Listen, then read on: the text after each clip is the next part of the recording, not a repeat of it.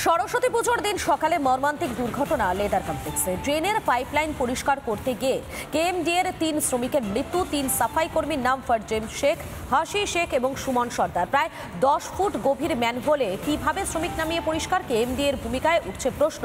রবিবার রাতেই আলিমুদ্দিন শেখ নামে এক ঠিকাদারকে গ্রেফতার করেছে পুলিশ, জানিয়েছেন মেয়র ফিরহাদ হাকিম।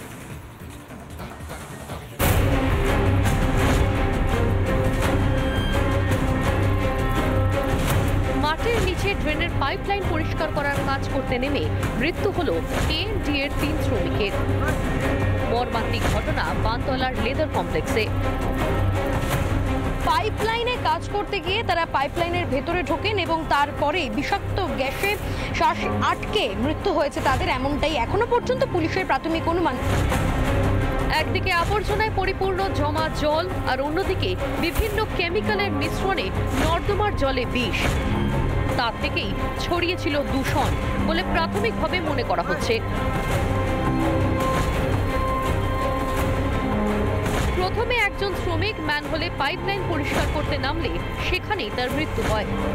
পরে আরো দুজন তাকে উদ্ধার করতে গেলে তাদেরও মৃত্যু হয়।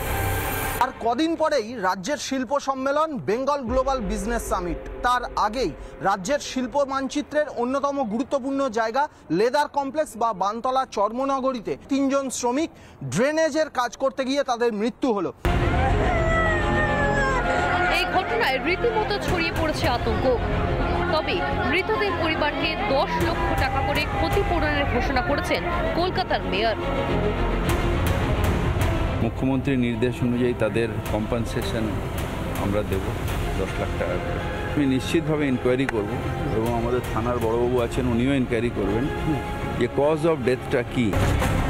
সুপ্রিম কোর্টের নিষেধাজ্ঞা সত্ত্বেও কিভাবে ম্যানহোলে নেমে কাজ, কোথায় নিরাপত্তা নজরদারি? এই ঘটনায় বিরোধীদের ক্ষোভের মুখে শাসক দল তৃণমূল। এবং যে সমস্ত আধিকারিকরা এর জন্য দায়ী, যারা এটা বাধ্য করেছে করার জন্য, তাদের অ্যারেস্ট হওয়া উচিত। এটা মার্ডার, মারা গেছে বলে আমরা ভুল বলছি, মারা যায়নি, এটা মার্ডার করা হয়েছে। এলাকাটি কলকাতা পুরসভার অন্তর্গত নয়, কেএমডি এর এলাকা।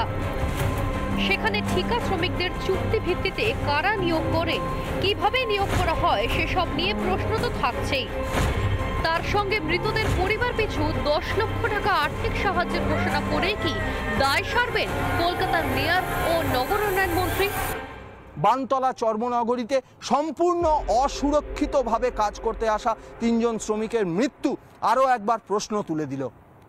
ভিডিও জার্নালিস্ট মোহিত শেঠের সঙ্গে সৈকত, রিপাবলিক বাংলা, কলকাতা। নানা ধরনের কন্টেন্ট দেখার জন্য লাইক করুন, শেয়ার করুন আমাদের ফেসবুক পেজ, সাবস্ক্রাইব করুন আমাদের ইউটিউব চ্যানেল। পাশাপাশি অন্যান্য ব্রেকিং নিউজের জন্য অবশ্যই চোখ রাখুন রিপাবলিক বাংলায়।